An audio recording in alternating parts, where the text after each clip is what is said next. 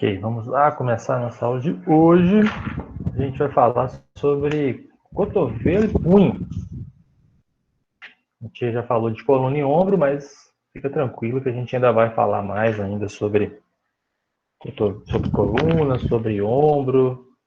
A gente, quando for falar de biomecânica muscular, vai voltar a falar sobre esses detalhes, ou os detalhes, né? Não esses detalhes, os detalhes. E hoje a gente vai falar sobre cotovelo e punho, então. Vou colocar inicialmente um vídeo, pessoal, para a gente relembrar algumas coisas da anatomia e conhecer algumas coisas a mais do que a gente não viu na anatomia, como, por exemplo, ligamentos, cartilagem articulada, essa região do cotovelo. Então, primeiro eu vou começar falando de cotovelo, na parte final da aula a gente fala sobre punho, punho é mais curtinho, cotovelo a gente vai gastar um pouco mais de tempo. Então, só para relembrar, a gente está falando aqui de uma articulação que está ligando húmero, rádio e una. Vocês me falam se estão vendo bem aí, que eu fiz um esquema aqui. Eu não sei se vai... Estou testando aqui um esquema de aparecer o vídeo. Aí, se o vídeo não estiver aparecendo para vocês, vocês me falam aí. Então, no vídeo aqui, a gente dá para perceber a parte mais distal do húmero e a parte mais proximal aqui do rádio e da una. Até aí, acredito que vocês vão se lembrar, né, em relação a esses ossos, e que a articulação do cotovelo é uma conformação desses três ossos, né? A união desses três ossos em específico. E com ele a gente vai fazer diversos movimentos, daqui a pouco a gente vai falar mais sobre os planos e eixos daqueles movimentos, né? Inclusive já tentando pensar em quais musculaturas podem fazer movimentos dessa região. Então, como começar lá do húmero? O húmero é o maior osso, o osso do braço, né? Que vai se ligar por meio de uma articulação com a una e por meio de uma outra articulação com o rádio. Então, já posso falar que nós temos duas articulações nessa região do cotovelo. Uma articulação que liga o húmero na una e uma articulação que liga o húmero no rádio. Mas, ao mesmo tempo, eu também tenho uma ligação entre o rádio e a una também. Então, aqui eu tenho uma terceira articulação importante para que o cotovelo faça isso daí, ó. O movimento que ele é capaz de fazer em apenas um plano e um eixo, que é eixo sagital, que é o movimento de flexão e extensão. Então, a gente tem ali algumas proeminências na região do cotovelo que vão possibilitar isso. Então, a gente também tem a capacidade do cotovelo de fazer esse giro, esse rolamento. Isso caracteriza a pronação e a supinação do cotovelo, que é outro movimento possível. Isso é possível por causa dessa cabeça aqui, ó, deste osso, cabeça do rádio. Então, essa cabeça está intimamente ligada com a una, e essa cabeça ligada com a una é que possibilita o seu cotovelo de fazer o giro. Lembrando que a cabeça do rádio se liga no capítulo do húmero, para formar a articulação entre o húmero e o rádio. E também a gente tem uma ligação ali do rádio com a una. É possível a gente ver que há uma ligação do rádio com a una e tem um ligamento que passa ali, a gente vai falar posteriormente sobre ele também.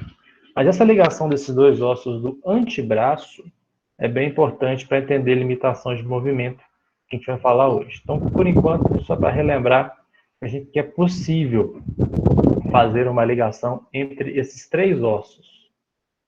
Então, primeiro, uma articulação. Está ruim meu áudio, pessoal? Eu acho que deve ser meu ventilador que está ligando. Vê se melhora.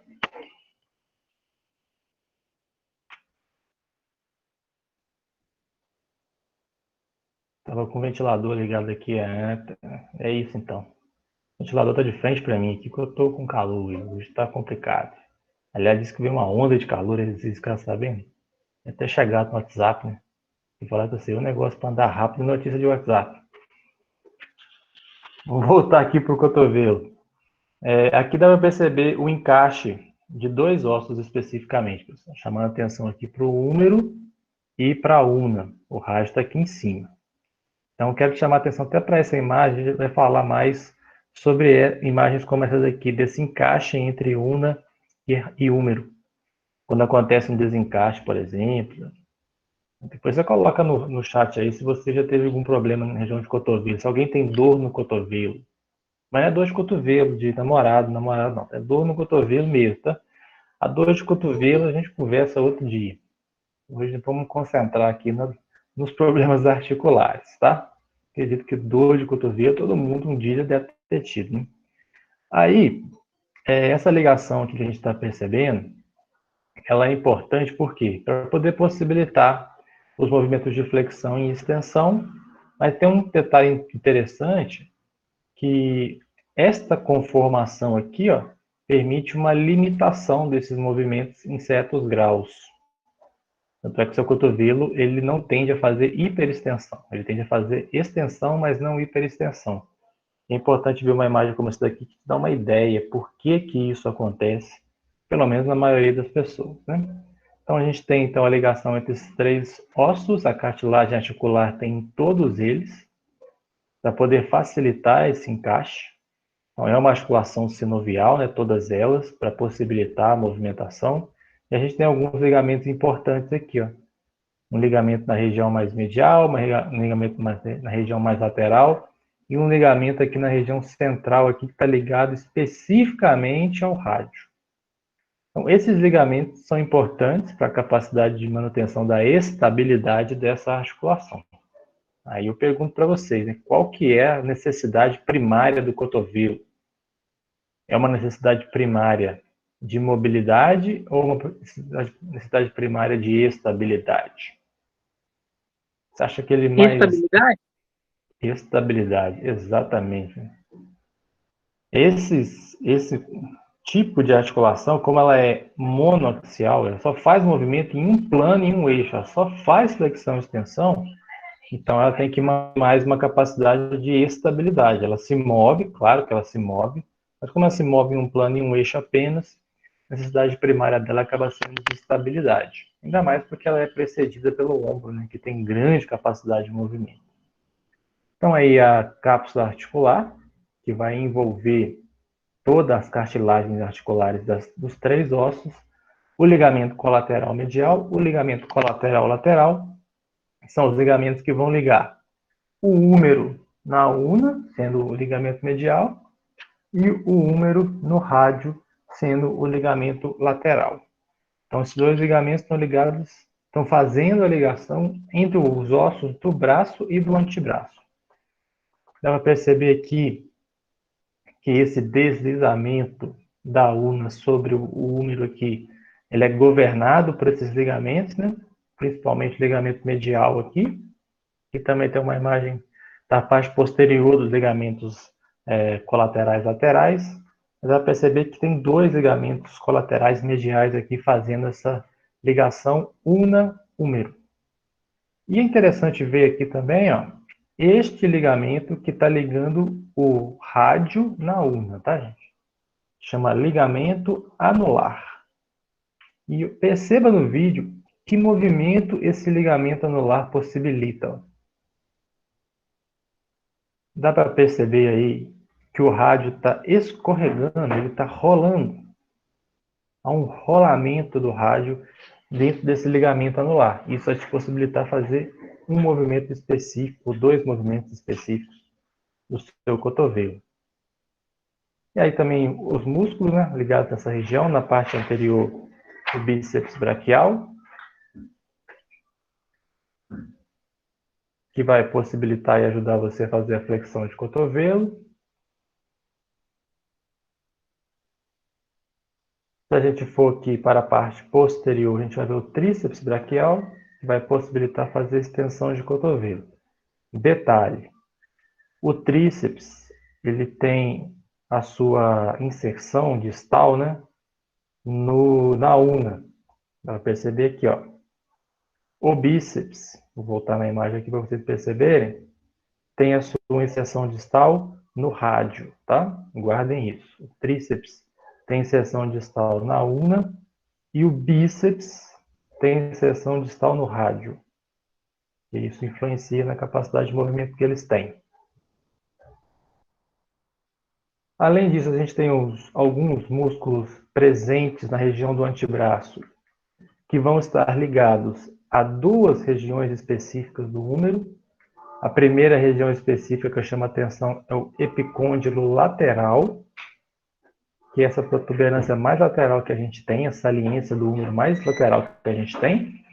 E existem músculos diversos, como os desses que estão na imagem aqui, que estão com a sua inserção distal, sua inserção proximal no epicôndilo lateral do úmero. Esses músculos que estão no epicôndilo lateral, todos eles, independente deles, têm a mesma função, que é fazer extensão de punho. E a gente também tem músculos inseridos no epicôndilo medial. A inserção mais proximal deles está no epicôndilo medial e eles fazem o movimento de flexão do punho. Então, esses dois pontos do úmero, pessoal, epicôndilo medial e epicôndilo lateral, são importantes locais de inserção muscular. E a gente tem aqui os vários tendões dessas regiões. Por que é importante? Muita gente tem dor no cotovelo nessa região. Tem alguém aqui que já sentiu alguma dor nessa região do cotovelo? As regiões dos epicôndilos do cotovelo? E aí já volto a falar que não vale aquela dor de cotovelo desmarado, não.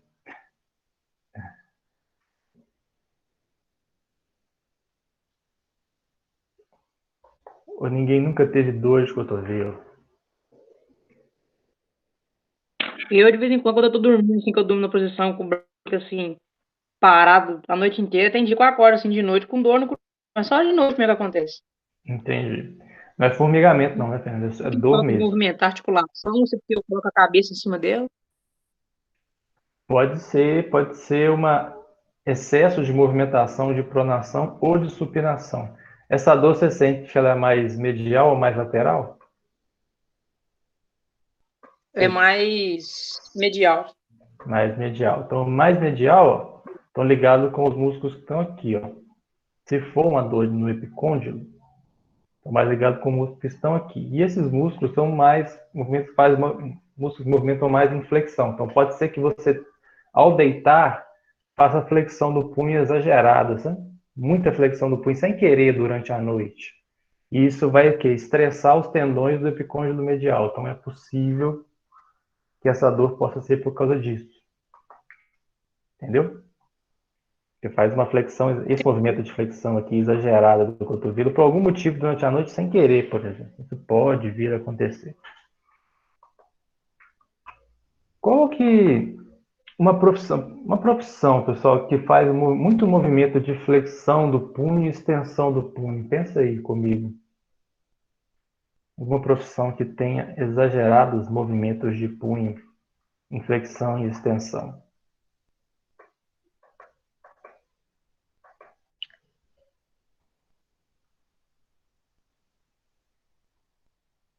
Ninguém arrisca? Pintor. Pintor tem bastante, né? Flexão e extensão para poder ficar lá, né? Muita flexão e extensão. Jogador de vôlei também. Jogador de basquete também. Várias vezes flexão e extensão de punho. Então, esses tipos de Tenista? Tem, até que o senhor tenista. falou com nós lá, cotovelo de tenista. Isso, tenista, exatamente. Tenista tem muito problema de epicôndilo por causa disso. Trabalhadores de escritório que escrevem ou digitam muito. Qualquer pessoa que trabalha em home office hoje, que digita muito, está muito suscetível a ter problemas nessas regiões do epicôndilo. Por quê? Por causa de um excesso de flexão ou um excesso de extensão. Então, vai irritando os tendões que estão ali no epicôndilo medial ou no epicôndilo lateral. E justamente entender esse lugar de inserção te ajuda ali a tentar fazer alguma associação com a dor que a pessoa está sentindo com o tipo de trabalho que ela exerce. Então, é muito comum a gente fazer esse tipo de associação específica, tá? Para a gente ter uma ideia. Certeza absoluta é difícil de ter, por isso que tem o exame de imagem para ajudar na confirmação, né? Mas existem umas ideias, assim, se você tem dor no cotovelo na região medial e tecla muito, usa muito teclado ali de home office, ou de trabalho de computador, de escritório, há uma boa chance dessa região do epicôndilo medial estar inflamado. é muita flexão. Ou estou sentindo a região do epicôndilo lateral. Então tem alguma chance dos músculos aí, dessa região do epicôndilo lateral, o tendão deles ali tem uma inflamação. E inflamação, vocês sempre vão lembrar. Inflamação, falou inflamação, escreveu o sufixo it no final. Né? Então, como é uma inflamação no epicôndilo, você tem uma epicondilite. Isso, Wesley. Exercícios de barra reta costumam dar isso. O tríceps testa é bom para dar esse problema de dor de cotovelo aí. E depois eu vou falar sobre isso quando eu falar de punho. Aí, no punho, no final da região do cotovelo, eu vou falar com isso. Quando eu falar de pronação e supinação. Você me relembra aí quando eu estiver falando de pronação e supinação, eu vou chamar a atenção por que isso pode acontecer em exercícios de barra reta. Isso é bem claro assim quando você estuda os movimentos de pronação e supinação. Então eu tenho uma articulação que liga o húmero na una, né? O húmero unar, exatamente, é por isso que existe barra W. Falou e disse aí. Barra W ela tem um porquê, não é para usar de qualquer maneira e nem qualquer exercício, ela existe certo, né? Tem diferença em relação à barra reta e tudo assim a biomecânica explica. Então, o húmero, ele se liga à una, né? Então a articulação húmero-unar. O húmero se liga no rádio, a articulação húmero-radial. E o rádio se liga na una. E aí eu tenho dois pontos de ligação, a articulação rádio-unar proximal e a articulação rádio-unar distal. Então, para o cotovelo, o que vai me importar aqui? O que vai me importar é as três primeiras, né? Húmero unar, húmero radial e rádio unar proximal. São as três articulações do cotovelo realmente. Tem uma articulação rádio unar distal, mas ela está mais próxima do punho do que do cotovelo. Né? Então é importante que a gente leve em consideração isso. Ela é uma articulação que só move em um plano e um eixo, só faz flexão e extensão.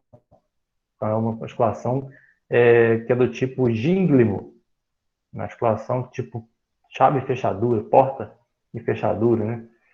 A porta tem que ali abre e fecha no sentido só, a articulação do cotovelo tem esse mesmo padrão, essa articulação com essa ligação desses ossos. Então, como tem a cápsula articular que a gente viu, os ligamentos também que a gente viu no vídeo anterior, né? Ligamento colateral medial, que é o ligamento colateral unar, o ligamento colateral lateral, que é o ligamento colateral radial. Só você lembrar que o rádio ele é lateral e a una é medial. E aí tem aquele macete para lembrar que o rádio é lateral, porque você tem o polegar como se fosse a antena do rádio, né? Então o polegar é a antena do rádio, o rádio é lateral. A una, consequentemente, passa a ser medial. Então a gente tem aqui uma vista anterior dessa articulação do cotovelo com os seus ligamentos, aqui uma vista posterior com esses mesmos ligamentos. Gostaria de chamar a atenção também para essa proeminência óssea, né, essa saliência óssea, que é o olecrano. O olecrano é a pontinha do seu cotovelo. A gente aponta que está com dor de cotovelo, a gente fala que é a dor aqui no olecrano. Estou com dor de cotovelo e passa a mão no olecrano, essa pontinha aqui. Então são pontos ósseos que a gente relembra aí da anatomia. Com relação à vista lateral, a gente pode perceber e relembrar o que eu disse anteriormente, né? Que o bíceps braquial tem inserção no rádio, aqui o tendão do bíceps. Oi? Acho que é a mesma coisa que o André falou, isso o senhor tá apresentando. Que eu achei que era do Google Meet, que hoje tá doidão, acho que ele atualizou, mas acho que o tela do senhor saiu. Não tá apresentando, não. Eu procurei aqui, não achei. Hein? Verdade. Saiu, eu coloquei para apresentar aqui, saiu. Vou colocar de novo. O Meet está mudando as paradas aí, fiquei sabendo. Hoje. Atualizando tudo. Hoje tá uma doideira isso aqui. Agora foi. Beleza, obrigado, tá? Aqui eu vi que a André colocou aqui no chat, não tinha percebido. Então vou voltar aqui só para mostrar a imagem, tá, pessoal? Ligamento colateral lunar, que é o ligamento colateral medial, ligamento colateral radial, que é a mesma coisa do ligamento colateral lateral. Aqui está mostrando o tendão do bíceps, que fica posicionado no rádio. Aqui na una a gente tem o olecrano. pontinho que eu tinha comentado, e aqui embaixo fica a região da inserção do tríceps braquial. Nessa imagem aqui a gente pode ver o tendão do bíceps aqui, nessa imagem da direita, tendão do bíceps também na imagem da esquerda, como se aqui fosse o seu braço direito e aqui o braço esquerdo. E é bom lembrar que no cotovelo também tem bursa, aquela conformação articular, como se fosse uma bolsa, né? Que vai justamente ter líquido sinovial ali dentro para ajudar na movimentação do cotovelo. A gente tem uma bolsa bem na região do olecrano aqui, ó. Uma bolsinha, tanto é que você colocar a mão no seu cotovelo, você vai sentir uma bolsinha aí, a bursa olecraniana.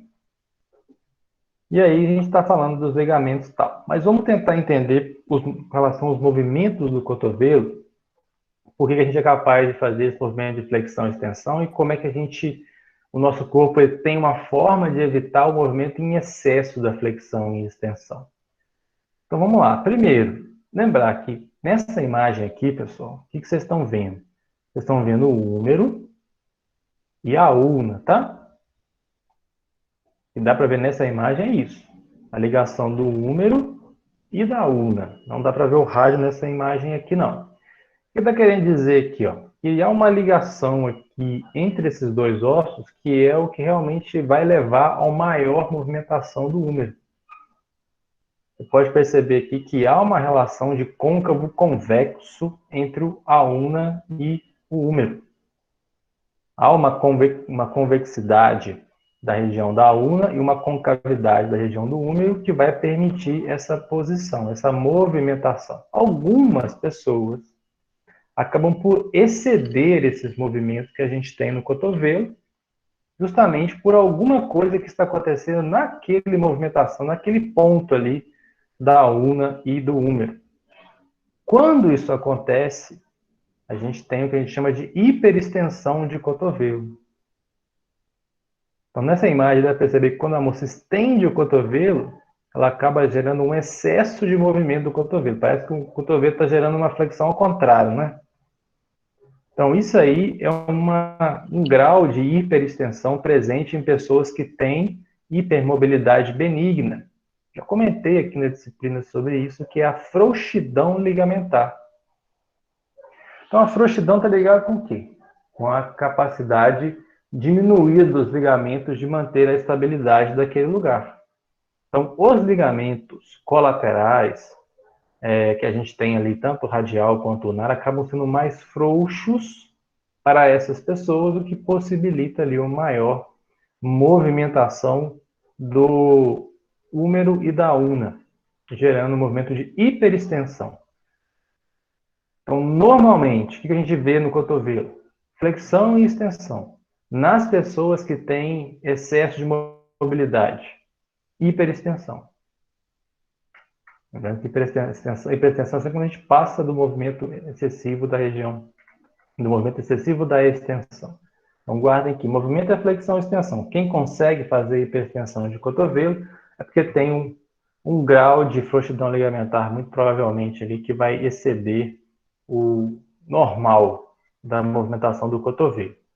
Só comparando com a coluna, por exemplo, ó, a gente tem aqui o movimento de flexão da coluna no canto esquerdo, e lá no canto direito a gente tem uma hiperextensão da coluna. A coluna é capaz de fazer hiperextensão.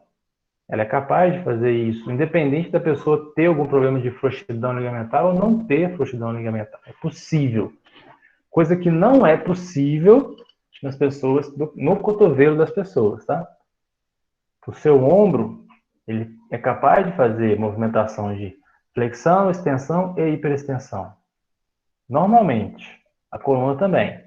Mas o cotovelo, não. Normalmente as pessoas não conseguem fazer hiperextensão de cotovelo. Se conseguem, é um sinal da frouxidão ligamentar. Já comentou, inclusive, sobre isso aqui anteriormente. E esses ligamentos que a gente tem no cotovelo, vou chamar a atenção inicialmente para o ligamento colateral medial e o colateral lateral, ele tem a função, então, de manter esse contato normal entre os ossos, primeira coisa. A segunda coisa é fazer o que a gente chama de coaptação. O que é coaptação? Co vem de junto. Aptação vem de apto. Então, como se tivessem duas coisas juntas estando apto. Quais que são essas duas coisas juntas no caso da articulação? É a coaptação dos ossos. Então, eu tenho que ter um encaixe legal ali entre a una e o húmero. Se o encaixe é legal, eu tenho uma boa coaptação. Eles estão bem encaixados. E mais do que isso, eles se movem normalmente. Então, eles estão aptos a se moverem normalmente. Isso é coaptação articular. Então, o ligamento ele tem uma função nobre de manter essa coaptação articular. Não é só os ligamentos do cotovelo que têm essa função. Na verdade, todos os ligamentos de todas as articulações têm essa função. Chamando a atenção agora para o cotovelo, porque a gente está especificamente falando do cotovelo hoje. Mas lembre dessa palavra sempre. Coaptação articular. Deixei até de vermelho aí, marcado no material de vocês. A coaptação é manter duas coisas juntas aptas ao mesmo tempo. No caso, é a coaptação da articulação, nesse caso, porque é coaptação articular. Isso faz com que o cotovelo não se movimente no plano frontal e não se movimente no plano transversal, assim, na relação da movimentação de flexão e extensão. Estou falando dos ligamentos colaterais mediais e laterais. Então, você não vê o cotovelo fazendo um movimento, ou não deveria fazer um movimento, específico de abdução e adução. Apesar de que algumas pessoas acabam gerando esse movimento sem querer. Isso é possível até a gente conseguir ver em algumas avaliações posturais. Mas, a princípio, o que a gente vê de um cotovelo e de um cotovelo normal? A gente pede, por exemplo, para a pessoa ficar numa posição anatômica para fazer uma análise postural dela. A gente vê um alinhamento entre o húmero, a una e o rádio. Esse alinhamento para evitar o quê? Para que não aconteça movimentos inadequados de abdução e adução. Existe até uma certa capacidade do seu cotovelo de se manter em abdução leve, sem grandes problemas. Mas eu não estou falando de movimentar em abdução, mas de se manter em abdução. Essa manutenção de abdução tem a ligação com a medida que a gente fala, que é o ângulo de carregamento. O que o ângulo de carregamento quer dizer para a gente? O ângulo de carregamento é quando eu tenho, por exemplo, pensa numa pessoa que vai carregar uma sacola. Já deve ter feito isso hoje ou ontem, anteontem. A gente vira e mexe, está carregando sacola aí, né? O brasileiro adora sacola, né? Fila e sacola. Você, como bom brasileiro, tem certeza que gosta de carregar, que vai gostar de carregar lá longe. Quando a pessoa carrega uma sacola ou qualquer coisa, acho que minha apresentação saiu de novo aí, né, pessoal? É que eu estou olhando aqui. Deixa eu voltar com ela.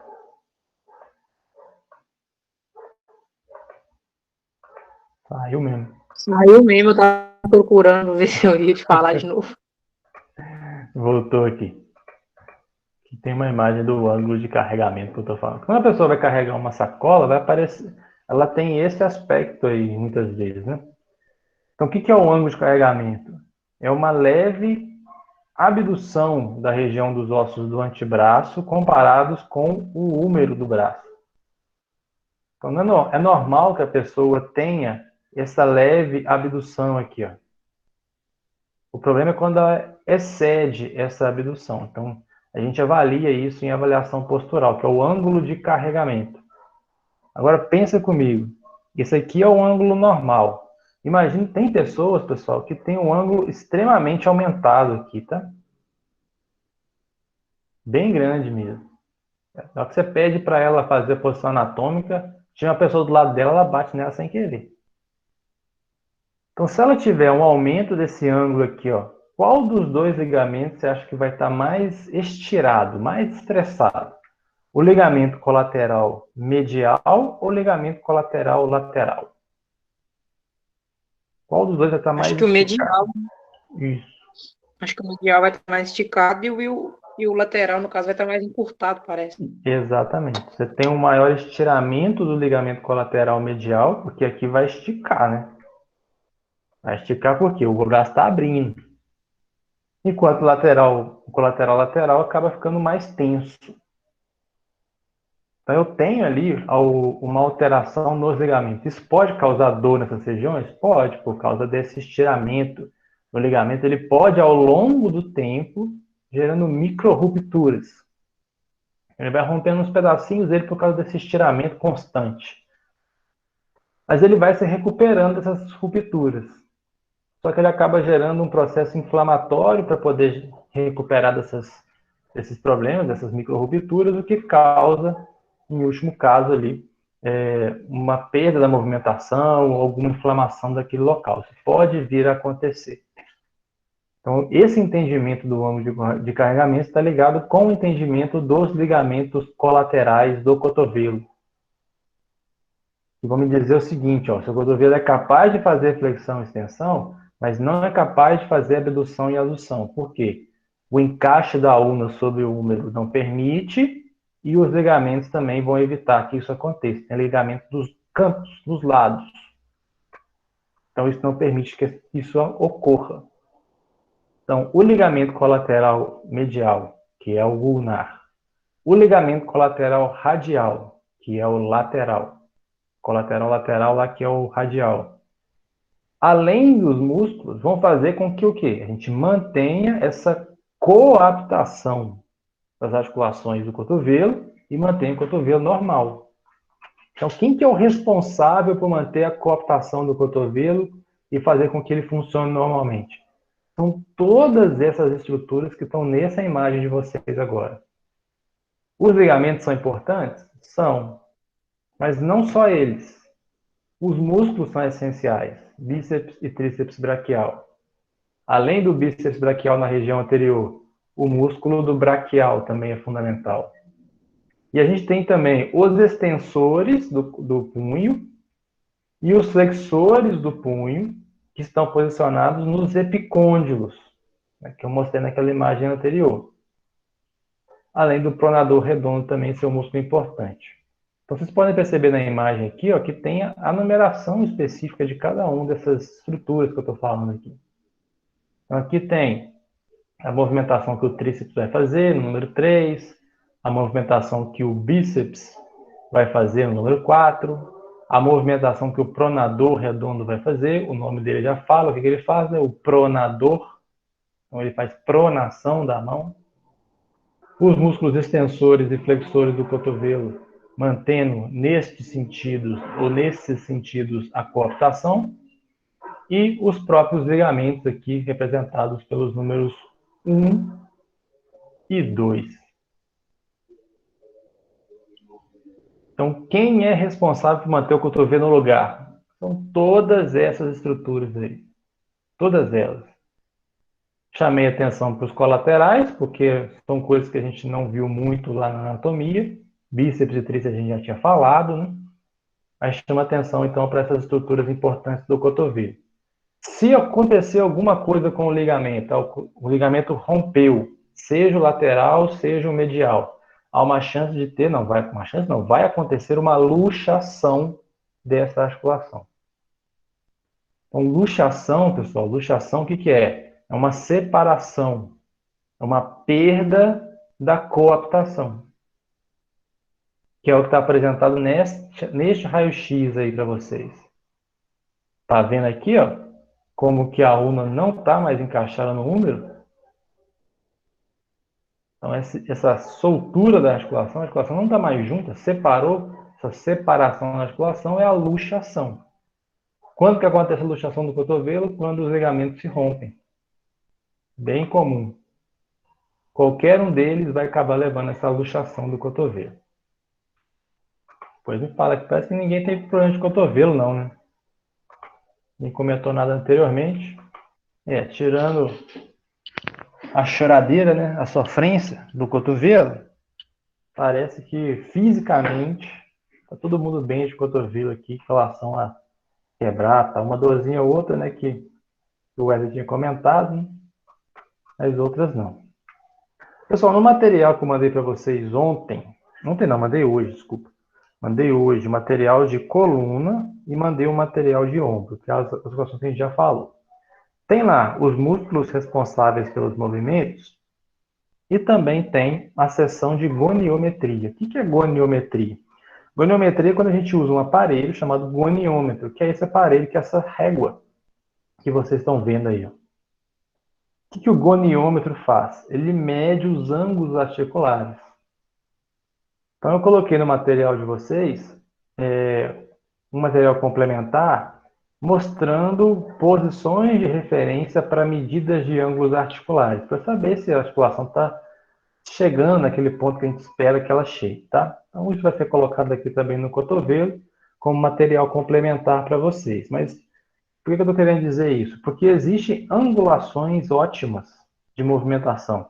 Lembra que a gente falou ontem sobre o ritmo escapulohumeral? E eu falei, ó, o seu ombro ele tem que abduzir 180 graus.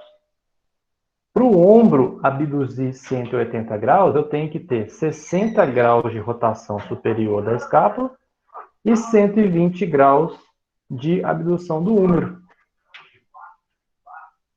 Então, para isso, eu tenho 180 graus no ombro. Então, como é que eu faço para saber se tem realmente 180? Eu faço a medida do goniômetro, faço a goniometria. E eu posso fazer essa goniometria para o cotovelo. No cotovelo, o que eu analiso para saber se o movimento do cotovelo está normal? Eu analiso a flexão. Eu não analiso a extensão. Porque para analisar a extensão, basta você pedir para a pessoa ficar parada.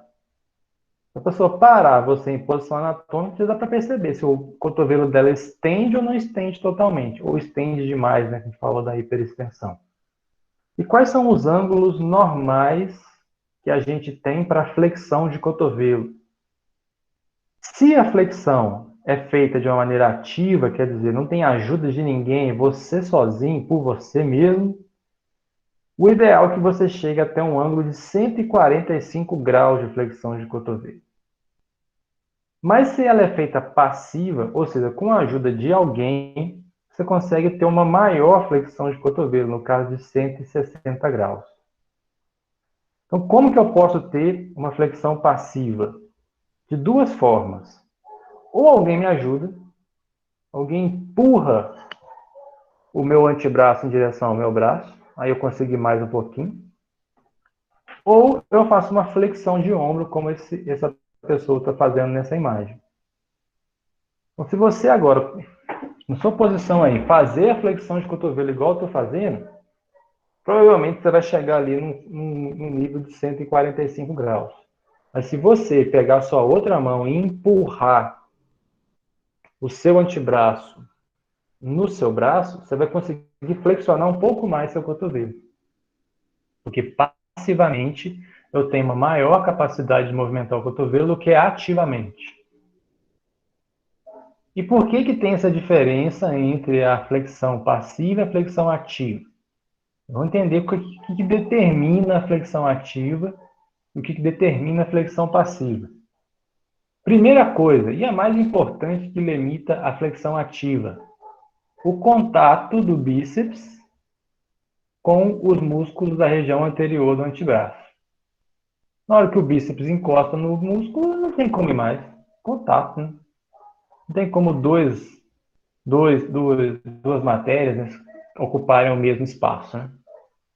Então, a primeira coisa que vai limitar a flexão do cotovelo é justamente o tamanho dos músculos. Então, pessoas mais musculosas, provavelmente você vai encontrar uma menor capacidade de flexionar o cotovelo. Não necessariamente isso é um problema para o cotovelo, tá, gente? É porque o tamanho do músculo do cara é grande. Imagina um cara que tem um bíceps gigantesco. Ele não vai conseguir fazer uma grande flexão de cotovelo, tá?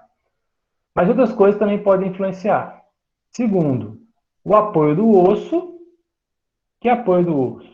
O apoio dos ossos do antebraço, ulna e rádio, marcado aqui pelo número 2. E o terceiro, a tensão na cápsula, aqui na região posterior do antebraço. Como se aqui estivesse puxando o braço para a extensão e não deixando ele flexionar. Mas eu deixei de vermelho marcado aqui porque o principal fator mesmo que leva a uma limitação da flexão na flexão ativa é o contato, né, dos músculos aqui. O bíceps braquial com os músculos anteriores do antebraço. O que vai limitar a flexão passiva? Primeiro, por que a gente consegue ir mais passivamente do que ativamente? Porque na hora que eu empurro o meu braço, eu tenho uma compressão do músculo. Então, os músculos estão amassados. Como eu amasso o músculo, eu consigo ter mais flexão. Por isso que eu chego lá nos 160 graus, mais do que 145, que é o normal. A primeira coisa que faz a minha limitação, a minha extensão, a flexão passiva acontecer. Uma outra coisa, por que isso é possível? Porque quando você faz de maneira ativa, o bíceps está contraído. Se você gera uma flexão passiva, se você empurra o seu braço, você não tem contração do seu bíceps. Você pode fazer o teste aí. Você, quando flexiona o braço passivamente, ativamente, quando você flexiona o braço ativamente, faz força para flexionar seu cotovelo. Você vai ver que o seu bíceps gera uma contração. Mas se você empurra o antebraço, o bíceps relaxa. Esse relaxamento do bíceps acaba gerando uma capacidade maior aí com relação a fazer movimentos de flexão de cotovelo. Segundo fator, o impacto ali da cabeça, da fossa aqui, da região da ulna, né? Sobre essa outra fossa da tróclea, também impacta numa maior capacidade de flexão, passivamente. Então, esse impacto gerado por você empurrar o seu antebraço, a segunda coisa que vai gerar um aumento da flexão passiva. Terceiro, a cápsula, aquela cápsula que estava extremamente tensa quando você fez de maneira ativa, ela não tem essa tensão toda, não, quando você está de maneira passiva. Então, além do músculo relaxar, você tem uma diminuição da tensão da cápsula aqui, posterior do seu antebraço, do seu braço também, que vai fazer uma maior capacidade de flexão passiva. E por último, a tensão passiva que o tríceps acaba gerando também aumenta a capacidade de você fazer mais flexão de maneira passiva do que fazer de maneira ativa. Então a gente tem primeiro mais capacidade de fazer flexão passiva do que flexão ativa do cotovelo. Mas quando a gente vai para a extensão, por que a maioria das pessoas não faz hiperextensão de cotovelo? Porque a maioria das pessoas não tem frouxidão ligamentar. Bem, não tem frouxidão ligamentar porque os ligamentos têm a quantidade exata de colágeno. Então, a primeira coisa que vai limitar a extensão é uma boa capacidade de manter os ligamentos saudáveis. Mas mesmo assim, se eu tiver o ligamento saudável, existem outros fatores ósseos que vão evitar que eu faça hiperextensão de cotovelo. Qual é o primeiro fator? O olecrano, lembra da pontinha do cotovelo? Ele tem um bico. Olha o bico do olecrano aqui, ó. Esse bico do olecrano, ele está encostado na fossa deste olecrano, que é nessa região que está ligada no úmero. Lembra que o olecrano é o olecrano da ulna, tá? Então, quando eu encosto esse bico do olecrano no úmero, eu evito mais movimento. Quer dizer, eu chego na extensão e paro. Se por acaso eu tiver uma lesão do olecrano, caí de cotovelo no chão e tive uma fissura do olecrano, provavelmente isso pode gerar um aumento da extensão. Qual é a segunda coisa? Aquela cápsula articular da região anterior, agora não mais falando da região posterior, né? Mas da região anterior do seu braço aqui, ó, tá desenhado aqui na região número 2, ela tem uma menor tensão. Quanto menor a tensão da cápsula, mais solta fica a cápsula. E quanto mais solta fica a cápsula, mais movimento eu gero. Então, o segundo fator que leva ao manter a extensão ou evitar que eu faça esse movimento de hiperextensão. E o terceiro, os músculos. Quais são os músculos importantes para evitar esse aumento da extensão? Uma boa função do bíceps braquial, uma boa função do braquial e uma boa função do braço radial. Então, se eu tenho um contato normal do bico do olecno, se eu tenho uma tensão normal da cápsula articular, e se eu tenho uma boa resistência dos músculos dessa região, eu vou ficar com uma extensão normal. O que é uma extensão normal? É chegar o seu braço, esticar e não passar para o movimento de hiperextensão. Então, para aí eu tenho a capacidade que o meu corpo gera de manter o movimento de flexão, de manter o movimento de extensão e manter a capacidade saudável do meu cotovelo. Até aí tudo bem, pessoal? Deu para entender o que a gente é capaz de fazer isso aqui? Ó? Vou voltar até na imagem lá aqui. Ó. Por que a gente faz mais flexão ativa, faz mais flexão passiva do que flexão ativa do cotovelo? Sim, eu consegui entender. Deu para assimilar Se alguém tiver dúvida, pode perguntar, porque essa parte é meio chatinha. Não vou falar que é uma coisa tão simples assim de entender. Vocês me falam, se você não entender, eu volto a explicar, porque isso faz parte, por exemplo, do entendimento do funcionamento normal do cotovelo. Inclusive com relação a possíveis dores que possam acontecer ali. Muito bem, vamos falar de outro movimento do cotovelo, então, além da flexão e extensão. Para falar do outro movimento que ocorre no cotovelo, a gente tem que falar de outra articulação dessa região, que são as articulações radio-unares. Principalmente a articulação radio-unar proximal, que é aquela que está realmente no cotovelo aqui. A articulação radio-unar, pessoal, é aquela que liga o rádio na una. Ela é uma articulação do tipo trocoide, nessa região do cotovelo, porque ela faz rolar rotação. Articulações trocoides são aquelas que fazem rotação. Mas também, em certa parte delas aqui, você pode perceber que há uma estrutura que liga os dois ossos, que liga o rádio na una, que é uma estrutura bem parecida com o que tem ligando as regiões dos seus ossos da perna, né? A ligação da tíbia na fíbula, que é uma sindesmose. Sindesmose é um tipo de articulação cartilaginosa. Desculpa. É um tipo de articulação... É cartilaginosa, né? Não, sindesmose é tipo fibrosa, quer dizer, que não gera movimento, ela é imóvel. Desculpa.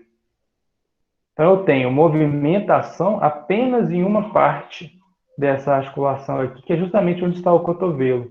E que movimentação que é essa? Esse rolamento, esse deslizamento de supinação e pronação. Então, para você fazer esse movimento de pronação, ou seja, deixar sua palma da mão visível para quem está te vendo, o movimento de supinação, ou seja, deixar a palma da mão visível para quem está te vendo, é possível por quê? Porque na articulação do cotovelo eu tenho a ligação do rádio na una. E o ligamento que liga o rádio na una ali, que é o ligamento anular, ele permite esse rolamento e deslizamento do rádio em relação à una. E aí você vai fazendo isso, pronação, supinação. Pronação, supinação. Se você olhar para a sua mão e se conseguir enxergar a palma da sua mão está em supinação. Agora, se você olhar para a sua mão e enxergar o dorso da sua mão, você vai estar com a mão em pronação. Beleza? Céu, mas tem algum movimento que eu tenho mais capacidade de fazer? A gente tem, pessoal, uma capacidade um pouco maior de supinar do que de pronar. A gente tem nossa capacidade de supinação é um pouco maior de supinação do que de pronação. A gente consegue fazer 90 graus de supinação tranquilamente. A pronação, a gente consegue por volta de 80 graus. Algumas pessoas 90, mas a maioria das pessoas por volta de 80. Por que a gente consegue ter mais supinação do que pronação? A gente consegue por causa dessa incisura. As incisuras que nós temos aqui, a incisura do rádio, a incisura da una e esse encaixe em relação a eles. E isso esse entendimento da maior capacidade ou menor capacidade de fazer pronação e supinação está intimamente ligado com o que o Wesley falou no começo da aula, que é o negócio da barra W na musculação. Todo mundo sabe o que é uma barra W? Vou até pegar uma imagem, eu estou pensando nisso, vou ter pegado uma imagem da barra W, não peguei. Vou pegar uma imagem aqui, nem todo mundo pode estar familiarizado com isso, que é uma barra justamente que tem esse formato de W. Deixa eu pegar aqui Estou pegando uma imagem aqui, tá, pessoal? Para todo mundo saber do que eu estou falando. Aqui. Vou copiar essa imagem para a apresentação.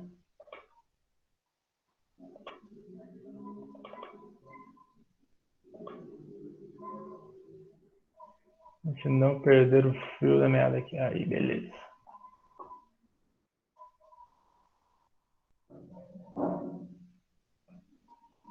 Foi. Então aqui, pessoal, para quem não conhece, né, é uma barra W, ela tem um formato de um W, porque ela tem esse nome. Ela é bastante utilizada na musculação. E por que ela é bastante utilizada na musculação? Para evitar que eu faça pronação em excesso e para evitar que eu faça supinação em excesso. É mais confortável para a minha articulação do cotovelo quando eu mantenho a supinação aqui, ó, onde que a pessoa está pegando aqui, ó.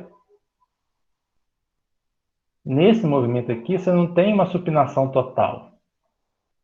E se ela faz o movimento com o braço em pronação, ela segura nesta parte aqui da barra. Para evitar o quê? Que ela faça uma pronação total do antebraço. Isso aumenta o conforto da pegada e evita um estresse ou no epicôndilo medial ou no epicôndilo lateral.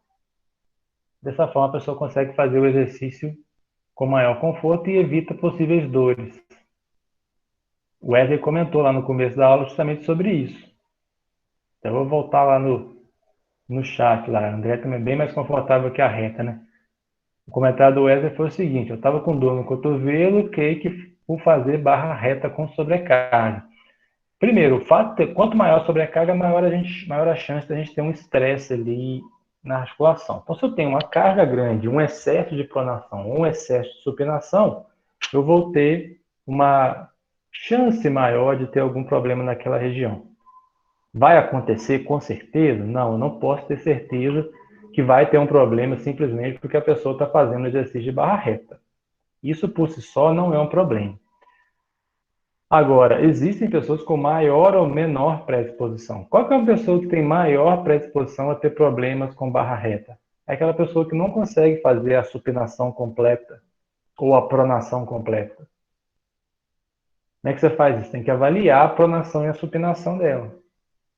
Você avalia a capacidade de pronar e supinar a mão. Se você vê que não é completa, essa pessoa não pode fazer barra reta, não deveria fazer barra reta. E é para isso que tem a barra W. É uma palavra de enfeite, né? Está lá justamente para aumentar o conforto e fazer com que as pessoas façam o exercício com maior segurança.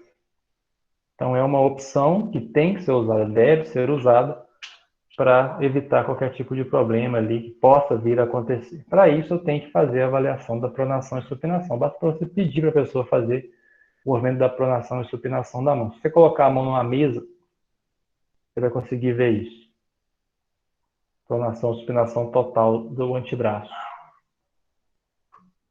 Muito bem, pessoal. E essa pronação e supinação está ligada com o punho, diretamente. Uma vez que eu tenho a articulação do punho se movendo ali, né, acompanhando o movimento que aconteceu no cotovelo. Só para deixar claro, né, o movimento da pronação e supinação é um movimento do cotovelo. O punho acompanha isso, porque a sua mão move junto. Eu posso ter movimento do cotovelo e do punho ao mesmo tempo. Se eu fizer uma abdução do punho, eu estou movendo os dois ao mesmo tempo. Mas o fato de eu pronar ou supinar o meu antebraço, com o movimento do cotovelo, eu tenho um acompanhamento da articulação do punho. Vai acompanhar este movimento é essa que a gente vai falar agora, a biomecânica do punho, que é um pouco mais simples que a do cotovelo. O punho, pessoal, a gente tem ali duas articulações fundamentais, né? A própria articulação entre os ossos da ulna e do rádio, né? Mais distal. E a articulação entre o rádio, que está aqui, ó. Desculpa, do rádio está aqui, tá? E o carpo. Bem como uma articulação entre os ossos do carpo, que é uma articulação chamada de intercárpica. Entre todos os ossos do carpo. Tem muito osso do carpo? Tem duas fileiras de ossos do carpo, né? Daqui a pouco a gente vai falar sobre ele. Então, uma articulação que liga o rádio no carpo, uma articulação que liga os ossos do carpo, todas as suas fileiras. A fileira mais proximal dos ossos do carpo são aquelas compostas pelo pisiforme, pelo piramidal, pelo semilunar e pelo escafoide. Essas vão se ligar no rádio. Agora, a outra fileira, que é a fileira mais distal, que a gente tem aqui trapézio, trapezoide, capitato e amato, elas vão se ligar na primeira fileira. Então, a ligação entre a primeira fileira e a segunda fileira dos ossos do carpo é a articulação intercárpica.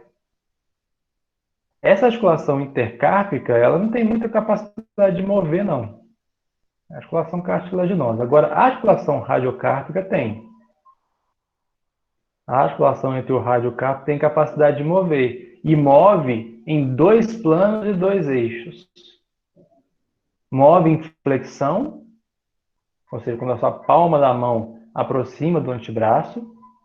E move em extensão, quando o dorso da mão aproxima do antebraço. Dá para perceber aí que tem um movimento que normalmente tem maior amplitude do que o outro. Não dá para perceber na imagem? Faz aí com o seu punho para você perceber se você é mais capaz de estender ou de flexionar a sua mão. Eu coloquei a imagem ao contrário, agora que eu percebi aqui. Agora que eu percebi que na hora de fazer a imagem eu troquei.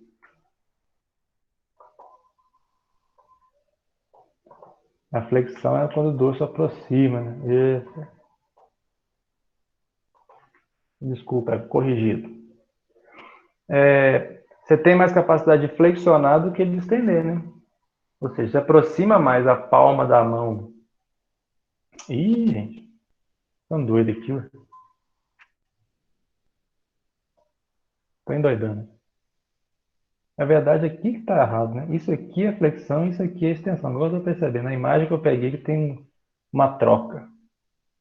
Vou ter que tirar isso aí. Quando eu for mandar material para vocês, eu mando certo, tá? Esse movimento da direita aqui, ó, é flexão, tá? E esse movimento da esquerda aqui, ó, é extensão. Flexão, extensão. Flexão, extensão. E se a gente for pegar por aquele conceito da hiperextensão, fica até mais fácil. Ó. Então, a flexão está aqui, a extensão vem até o ponto médio, e a partir daí eu tenho uma hiperextensão. Como a André colocou aí, ó, eu tenho mais capacidade de flexionar o meu punho do que estender, ou hiperestender. Normalmente eu posso chegar ali a 80, 90 graus de flexão, e a hiperextensão vai estar ali por volta de 70. Ela pode chegar até 90? Pode, mas na maioria das pessoas ela vai ficar por volta de 70 graus, que é um valor normal de hiperextensão, tá? Tem mais capacidade de flexionar do que de estender, justamente por causa da coaptação ali entre os ossos, que é mais facilitada na flexão.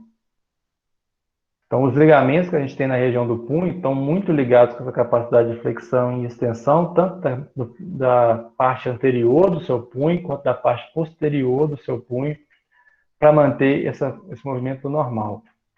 E quais são esses ligamentos? Então, essa vista aqui, ó, é uma vista do dorso da mão, e esta vista aqui é uma vista da palma da mão. Então, do lado direito aqui, o dorso da mão, do lado esquerdo, a palma da mão. Então, eu tenho um ligamento chamado de ligamento dorsal do carpo, que fica bem na palma da sua mão. E quando eu vou para a palma, no dorso da mão, desculpe, quando eu vou para a palma da mão, eu tenho dois ligamentos aqui. O ligamento que vai em direção ao rádio e o ligamento que vai em direção à una. Então, o rádio é o rádio carpo palmar. E a una é a una carpo palmar. Então, tem dois ligamentos na palma da mão e um ligamento no dorso da mão. Além dos colaterais. Eu também tenho ligamento colateral aqui no carpo e também tenho ligamento colateral aqui na una.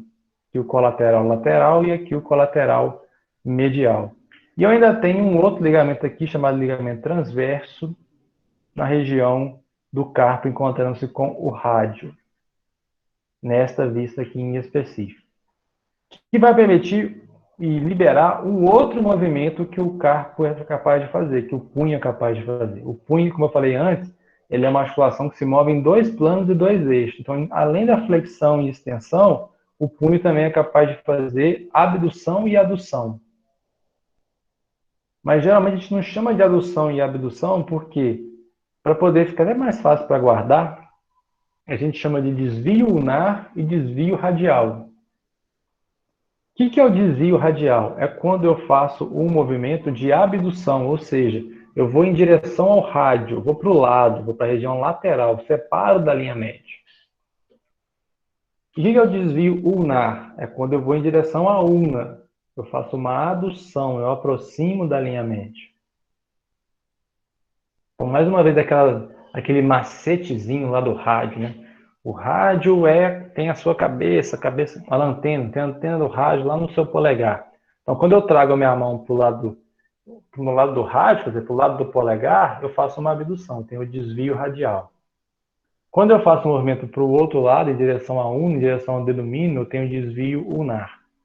E eu tenho mais capacidade de fazer desvio ulnar do que desvio radial. Desvio ulnar do que desvio radial. Fez aí para você ver a diferença? Vou te fazer uma boa pergunta agora. Quando você faz desvio ulnar e desvio radial, você sente dor? Alguém sente dor ao fazer esse movimento? Não. Quem? Sim ou não? Alguém falou, não escutei direito. Eu não. Você não é? Não. Faz aí para mim, pessoal. Desvio ulnar e radial aqui, ó. E vê se dói. Não? A primeira vez que eu tô fazendo, não precisa doer, não, mas lá pra terceira, quarta, tá doendo. André, Começa a queimar, manda parar. Olha só. Agora eu vou fechar a apresentação para colocar a imagem minha aqui para vocês fazerem um teste, ó. O que vocês vão fazer, ó? Vocês vão fechar a mão ao polegar, ó. Ele vai ficar encoberto pelos outros dedos, tá vendo aqui, ó? Fecha aqui, ó. Coloca o polegar na palma da sua mão e fecha. E faz o movimento de desvio ulnar assim, ó. Vê se dói. Eu senti O dor. meu nem desce. O meu nem desce, você tá doido. Você não desce não, Carol? É falta de mobilidade do punho. Alguém doeu aí, ó. André doeu, o Wesley doeu. Thiago, doeu também? Sim. Agora doeu. Agora doeu, Eric? É por causa do ligamento tá perto do osso, alguma coisa assim?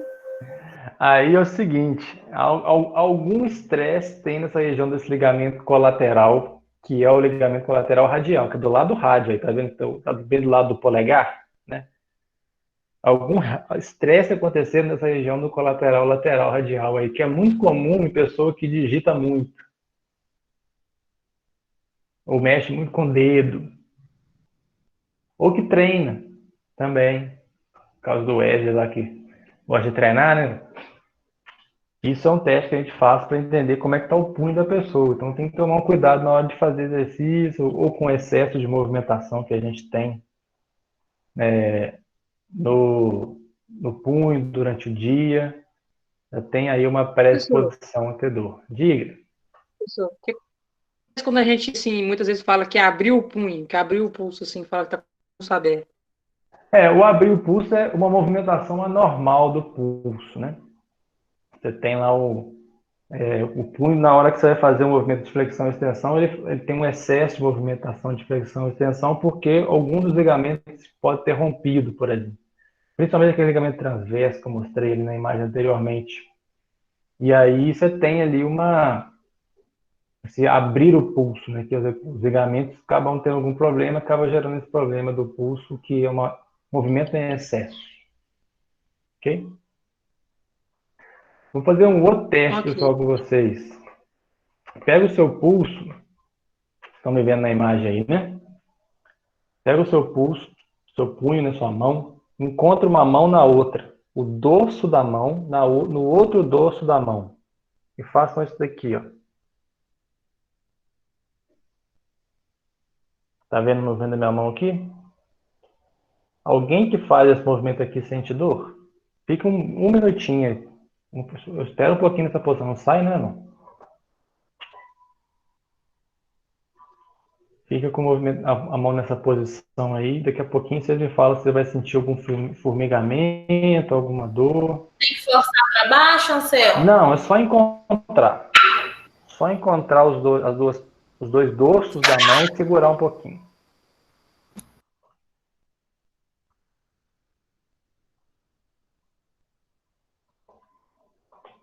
Mais 10 segundinhos. Segura aí.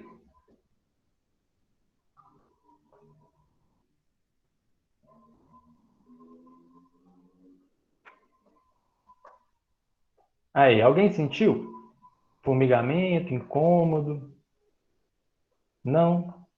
Eu não. Bom, esse teste que vocês fizeram agora chama teste Follen, que é um teste para poder diagnosticar diagnosticar não, mas na verdade para poder auxiliar o diagnóstico de síndrome do túnel do carpo,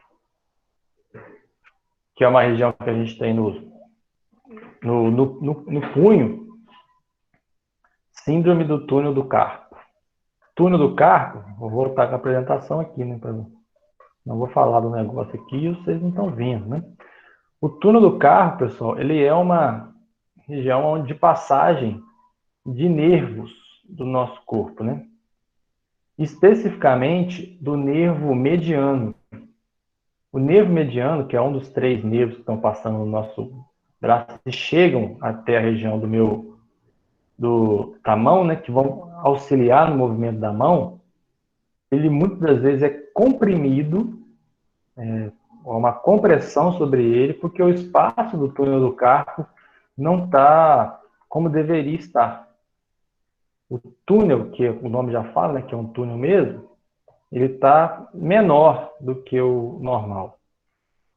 E aí, quando a pessoa faz esse movimento que vocês fizeram, acontece o quê? Uma maior compressão desse lugar. O túnel diminui ainda mais de tamanho. É normal que isso aconteça. Para as pessoas que já têm um problema ali naquele lugar, aí eu já posso dizer que existe uma grande chance que ela esteja tendo uma irritação neste local, e aí o nome para essa irritação, para essa inflamação, é chamado do síndrome do túnel do carpo. Se o Google Meet me ajudasse aqui, ia ser bom para mostrar a janela para vocês, né? Acho que agora vai. Agora vai. Demorou, mas foi. Daqui a pouquinho acho que vai aparecer para vocês aí, pessoal. Vai mostrar lá a imagem do túnel. Acho que agora já tá, não tá? Agora apareceu. Beleza. Então o túnel está aqui, ó. Em cima dele está o ligamento transverso, e aqui, ó, o nervo mediano, que é um dos nervos que a gente tem chegando na mão, ele passa dentro desse espaço aqui, ó. E aqui nesse caso ele está com o espaço diminuído, está comprimido esse espaço aqui. Acaba gerando uma dor, e essa dor irradia para o polegar, para o dedo mínimo, para o dedo indicador, para o dedo médio e a pontinha do dedo anelar. E essa é clássico de síndrome do túnel do carpo, um problema que muita gente tem. Só a Carol que travou ou mais alguém travou aí, pessoal? Carol, acho que é o seu aí. Acho que é o seu aí, Carol. Então esse é um problema muito comum, tem muita gente antigamente que aposentava por causa disso. Isso era motivo de aposentadoria precoce. O cara entrava com pedido no INPS na época, né? Nem INSS, né? É bem antigo mesmo. Hoje em dia, os médicos do INSS na perícia não estão aposentando gente por síndrome do CAP mais não. Mas é uma dor muito comum em pessoas que trabalham digitando muito tempo, datilografando na época antigamente, né? Ou que mexem muito com as mãos, que acaba gerando uma compressão dessa região aí. Tá? E esse teste que a gente fez tem ligação com essas regiões do punho. Mas voltando para os movimentos do punho, o movimento de adução e abdução do punho, que é do desvio lunar, do desvio radial, ele está muito ligado com essa capacidade dos ligamentos se manterem normais. Até o Eric falou, né? O ligamento, quando você faz aquele teste do desvio ulnar, onde você tem quando você faz o movimento do desvio ulnar, você tem um estresse aqui da região do ligamento colateral lateral, no ligamento colateral radial. Então, no movimento de desvio ulnar, você tem uma extensão, uma distensão muito grande desse ligamento, que acaba gerando irritação. Se o ligamento já está com predisposição a ter um problema, acaba gerando uma irritação daquele lugar e acaba gerando dor. Então, fique esperto aí para evitar, na hora que você estiver fazendo algum exercício, por exemplo, pensando no nosso caso, né, dos exercícios, para evitar demais movimentos de abdução e adução radial, isso pode gerar um estresse onde não deveria e acabar levando a um problema no punho, tá? Mas não é uma coisa assim também que a gente tenha que evitar de fazer movimento. A questão não é evitar o movimento, mas é ter cuidado com os movimentos que a gente realiza. É mais isso. Eu evitar de fazer o movimento é pior do que parar de movimentar. Esse aqui também é o grande ponto, é a grande questão que a gente tem que pensar aqui. E o movimento de adução e abdução, pessoal, é que permite a gente fazer movimentos como esse aí, que o Mr. Bean está fazendo para vocês aí. A aula não acabou ainda não, mas ele está dando tchau para vocês, né? O movimento do tchau é... De carona também dá. O movimento que ele está fazendo ali de abdução e adução, o desvio unar e radial, que possibilita você dar tchau. O tchau nada mais é que um movimento sucessivo de desvio radial e de desvio unar do punho. E o terceiro tipo de movimento que é capaz de fazer no punho é a circundução. Então, o punho é capaz de fazer circundução, abdução e adução, flexão e extensão. O punho só não faz o quê? O punho só não faz rotação. O punho não é capaz de rotar. Mas ao mesmo tempo... Isso aí eu faço, dói demais e estalo. Dói demais e estala? O que é o estalo? O estalo é uma... Quer dizer, o que os ligamentos deveriam fazer quando a gente faz movimento? Eles mantêm a coaptação lá, certo? O estalar é alguma falha na coaptação, é um desencaixe momentâneo em algum local ali desse movimento. Ou seja, os ligamentos e os músculos daquela região, que são os responsáveis por manter coaptação, algum deles, ou todos eles, estão incapazes de fazer isso. E aí gera o estalo. O estalo por si só não é um problema. O problema é o estalo com dor, que é o que a Fernanda relatou. O estalo e o dor é uma sugestão de problema, por quê? Porque pode estar acontecendo uma irritação em algum local dessa circundução que está gerando um processo de dor. Pode ser uma irritação, pode ser uma inflamação, pode ser uma fibrose de algum lugar por causa desse movimento. Então, tudo isso pode estar relacionado com essa dor sua aí, Fernanda. O que a gente tem que fazer? Diagnosticar, né? Então, a primeira coisa de dor é ir médico, né? Ir no médico, no ortopedista. Se for diagnosticado algum problema, fazer algum trabalho de recuperação, fisioterápico. E aí, posteriormente, a gente entra com os exercícios nossos, né? Para poder manter o punho sem dor. Mas como o estalo dói, Fernando, eu sugiro que você dê uma olhadinha aí. Procure o médico para ver se não tem nada que possa ser feito aí para poder diminuir essa dor. Te limita a fazer alguma coisa, Fernando? Não, eu fui no médico uma vez, ele mandou apertar essas bolinhas, igual o cachorro gosta de morder, Tá. dizer que é bom. Por que ele tá falando que é bom fazer as bolinhas de cachorro? Que é o movimento qual que é o movimento da bolinha de cachorro que você faz? Movimentação de um articular. O que está acontecendo ali de movimentação?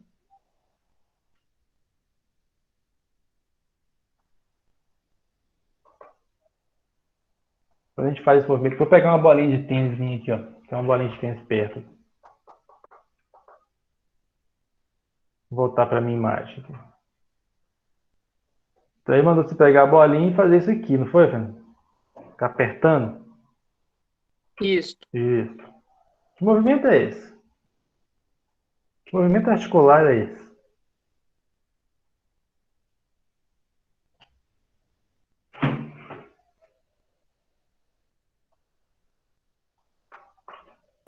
Compressão? Uma coisa assim? Compressão, não. Olha o meu dedo. Tá deslizando lá o metacarpo sobre o carpo. É isso? Não. E para baixo também, lá nas falanges. Olha meu dedo, fazendo isso aqui, ó. O que é isso? Flexão, extensão. Flexão, é. Flexão. Flexão, extensão do dedo. Flexão, extensão do dedo. Não estou mexendo o punho. Dedo, flexionando, estendendo. Então, se você faz só isso aqui, ó, você está fazendo força para flexionar os dedos. Certo? Agora ele pode pedir para você fazer o quê? Flexionar e fazer isso aqui. Aí eu estou mexendo o punho, concorda? Aqui tem flexão do punho. Aqui tem flexão do dedo. Aqui tem flexão do punho. Ele te pediu para fazer só flexão do dedo, ou flexão do dedo com o punho junto, ou ele só pediu para você apertar a bolinha. Ele mandou só apertar a bolinha mesmo. Faltou uma explicação aí, não faltou? Porque tem Faltou, duas. acho que ele tava com pressa no dia, bobo. Porque, ó, uma coisa é fazer isso, outra coisa é fazer isso. Será que se eu fizer o movimento só dos movimentos de flexão do dedo, vai ser capaz de aumentar a estabilidade do punho? Ou será que eu não tinha que fazer alguma coisa do punho junto? Deve ser por isso que melhorou, ué. Pode ser. Não que o movimento da flexão do dedo não seja importante para essa articulação, porque o músculo que passa aqui, ó, começa onde? Lá no epicôndilo do úmero. Ele atravessa o antebraço todo, passa pelo punho e chega até os dedos. Por que eu não estou falando o nome do músculo? Não estou falando o nome do músculo porque essa é a atividade que vocês vão fazer, né? E aí a gente ajuda a responder melhor essa pergunta que a Fernanda fez, aí, esse questionamento, né, que a Fernanda não está respondendo, está melhorando, por quê? Vocês vão Ele tá trazer para mal. mim para a próxima aula. Vou abrir aqui o material aqui só para vocês anotarem, né? Atividade que eu vou colocar no Classroom para segunda-feira. Quem faz? Flexão e extensão do cotovelo. Quem faz? Supinação e pronação da mão. Quem faz? Flexão e extensão do punho. Quem faz? Desvio radial e desvio unar. Quais são os músculos Isso aí é fácil responsáveis? anotar no caderno de anatomia mesmo. É só ir lá Aqui, naquela atividade de anatomia e não copiar na joguei fácil. fora. Tá aqui, ué. Então tá bom, fez bem. Deixa ele Igual na guardadinho aí, você vai articulação, usar eu ele. tenho dor em quase todas, aí dá pra saber. Isso aí. Serve pra gente dar uma reforçada na anatomia lá, que está intimamente ligado com o que a gente está querendo saber aqui. Então, vou colocar no Classroom, tá, pessoal? Vocês respondem lá, colocam lá. Quem faz flexão e extensão do cotovelo, quem faz supinação e pronação do cotovelo, que é um movimento que a mão acaba sendo levada, né? Quem faz flexão e extensão do punho, quem faz desvio radial e desvio ulnar do punho. Com essa informação, a gente fecha o conteúdo de hoje. Se alguém tiver alguma dúvida, fique à vontade para perguntar. Alguma coisa sobre cotovelo ou punho que você tenha curiosidade de saber e que eu não falei hoje.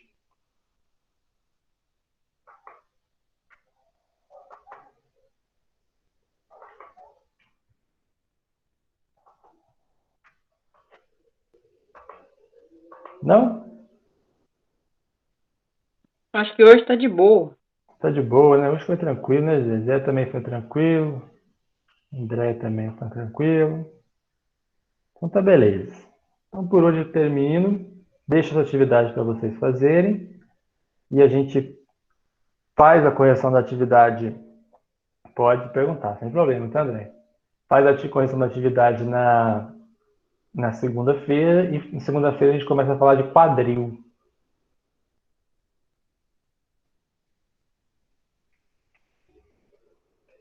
Ok? Para falar de biomecânica do quadril. Um grande abraço para todos vocês, pessoal. Fiquem bem, boa semana. Amanhã é feriado, né? Aqui em Viçosa. Bom descanso aí para vocês. A gente se vê na próxima segunda-feira. Boa noite. Agora eu vou descobrir como é que sai da